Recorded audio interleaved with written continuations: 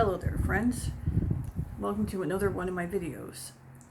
Today I wanted to talk about the Jehovah's Witnesses and the cherry picking.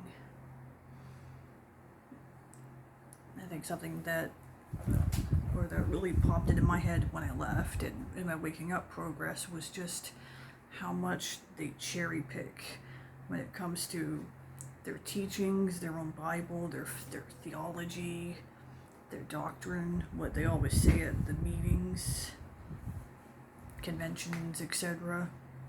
So I wanted to start by, I looked up the definition of cherry picking, and I looked on Wikipedia, and it defines it as cherry picking, suppressing evidence, or the fallacy of incomplete evidence is the act of pointing to individual cases or data that seem to confirm a particular position while ignoring a significant portion of related and similar cases or data that may contradict that position. Cherry picking may be committed intentionally or unintentionally.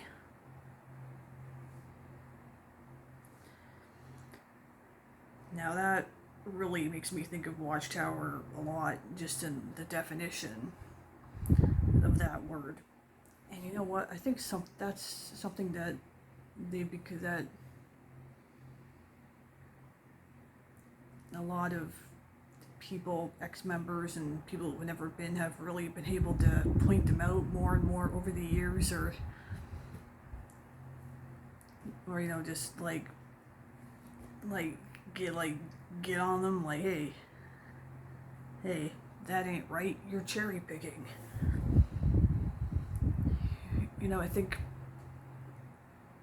the best example I can think of is how they publish their own Bible version. You know, to add words like Jehovah in a lot of spots, and to delete certain verses so that it fits more with what they believe and their teachings. And there's lots of Watchtower, lots of their own literature that is full of cherry picking. I tell you, you know, they have often taken scientists, doctors, biologists, etc., Bible theologians out of context and included or not included certain phrases and words so that they just put in their own literature what they want it to say. You know, I believe there was one of the Awake articles, the January 2015, I think it was, or it was either 2015 or 2016. I'm sorry, I looked it up and I couldn't tell if it said 2015 or 2016. But it was that Awake, and where they misquoted a biologist, and he wrote a letter complaining to Watchtower, you know, how they misquoted him. And then the Watchtower, I believe they had to reprint that issue of the Awake at a later point to see. There you go, right there. You know, like, and I remember reading that over the years, especially when I was when I was in my early days of being a Jehovah's Witness, and I would see that it would have a quote in the literature, but then part of the way through you would just see ... and I guess it should have raised a red flag in my mind, but it didn't. I know, it should have back then, but it didn't. I didn't realize till a much later point that the extent of what Watchtower was actually doing when they do stuff like that.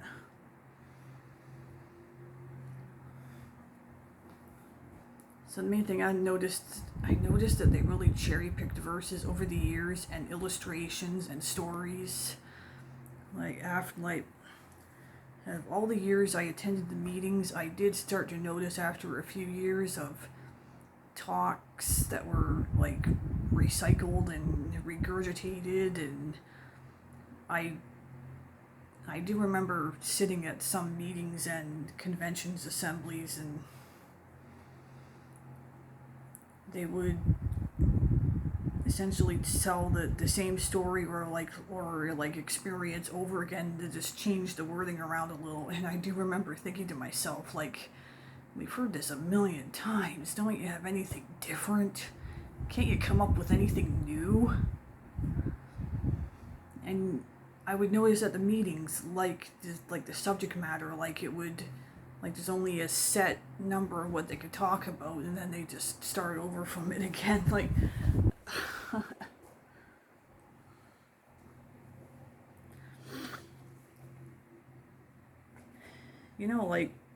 it made me think of some of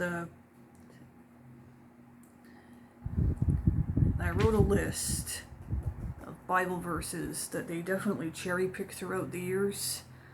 Like, you would hear these few verses a million times. Like, I remember there was lots of Bible books that they would, and chapters that they would never even touch.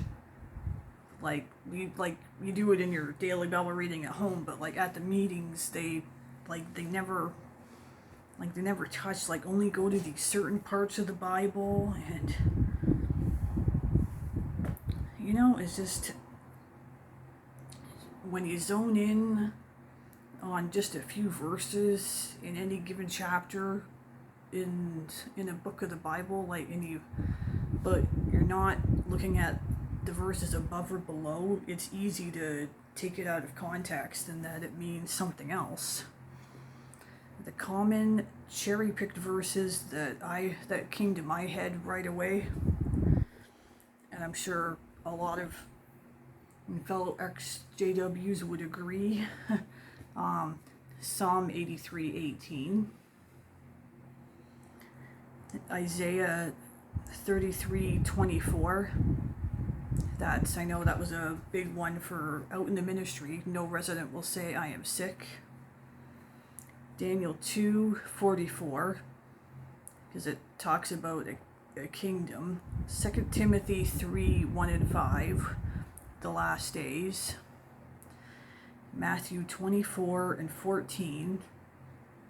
Of course, I think that's one of the big ones they used for why they go out preaching and door to door.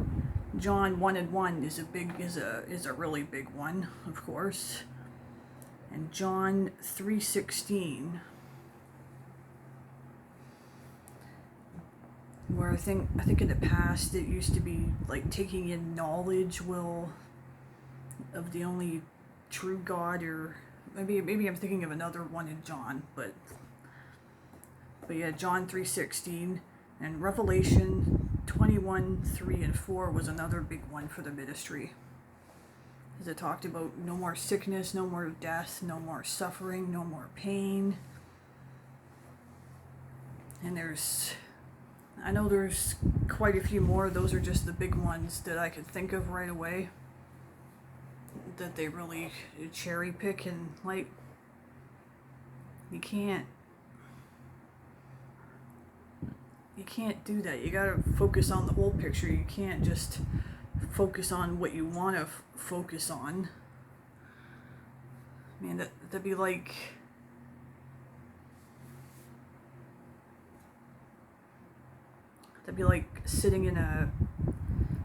continuing to sit in your house when one of the rooms is on fire. Well, this room is not on fire, so I think I'll stay here. I'll stay in this room, So it leads to probably the big question: why would the Watchtower cherry pick? And I think the real answer is just it allows them to stay in control and to have an ultimate power and authority. Because if they can change words and leave out the negative and only have the positive in, well, then they're in control. It's kind of the same idea in the ministry. We kind of want to, their intention is more or less to to be in control of the conversation. Like if they want to more subtly, in a friendly manner, but they want to, the goal is to try to steer the conversation their way rather than, I would almost say rather than what the householder might really think or have to say, just, it's when you cherry pick, you're changing the meaning, you're changing the context, you're changing the story, you're not telling the whole story. Right? And when you don't tell the whole story, it's easy to give other people the false idea. It just means you're teaching something false, essentially. And I think, Watchtower 2, a long time ago, decided to intentionally ignore some key Bible teachings like hellfire, the cross, Holy Spirit, the 144,000. A good example, they teach that 1914 was the start of the last days, and that Jesus returned, where the real fact is, what they ignore is it didn't happen. Jesus never said Jesus said he would not be returning in an invisible manner. But they continue to cherry pick 1914. One of the reasons is because they believe since World War I started in that year, that's a reason to still, and that must have been the start of the last days at least.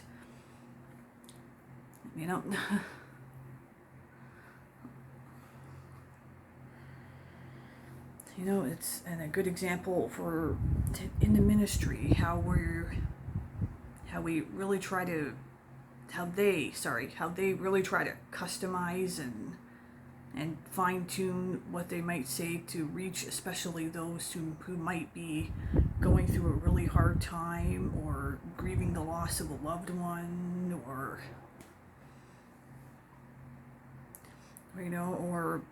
essentially if they mention something like that, get the more vulnerable ones or just kind of seen as easier targets when their emotions are high and when they're in a more vulnerable state, and you shouldn't really prey on people like that in that way. And you know what, there's a lot of negative stuff that they choose to ignore too, like the Watchtower, like the cover-up of child abuse on their website, how they will not put up any negative news articles about them, like court cases, or they would certainly never post any kind of ex-witness stories or interviews. It's got to be only positive, so they're majorly filtering what their members see and don't see, read and don't read. And when you're not getting the whole picture, it's hard to discern what's really true and what's not true. I think the term misinformation comes into mind. I think I would put misinformation along with a cherry picking of big examples of what Watchtower really does. And another one is how they're always persuading members to avoid apostates and to shun apostates and don't ever watch their videos or read their literature. To me, I see that as an example of cherry picking, because they want you to focus on only what they have to say rather than looking into what both sides have to say. It's like a lot of situations, you gotta look into the goods and the bads, the pros and the cons. It's like Watchtower only wants you to focus on the pros. It's like when you're buying a car, you'd want to know if it has any bad history, like accidents or repairs. You wouldn't want that kind of information kept from you. And there's websites you can use, and I think a couple apps. There's companies that can help you find that information, because if I was going to buy a car, I'd want to know about that before I buy it. I just don't want to I don't want to buy it not knowing its real history, and then it turns out to be a lemon. You know, I think it's the same when it comes to the Watchtower. Like, you can't stay in their cherry-picked world. You gotta take a step back, look at the whole picture, the pros, the cons, the goods, the bads, and then decide for yourself from there. Anyways, that's all I wanted to bring out for this video. Please like and subscribe if you liked watching my video, if you enjoyed it. I thank you all for watching, and I'll see you in the next one. Thank you. Goodbye.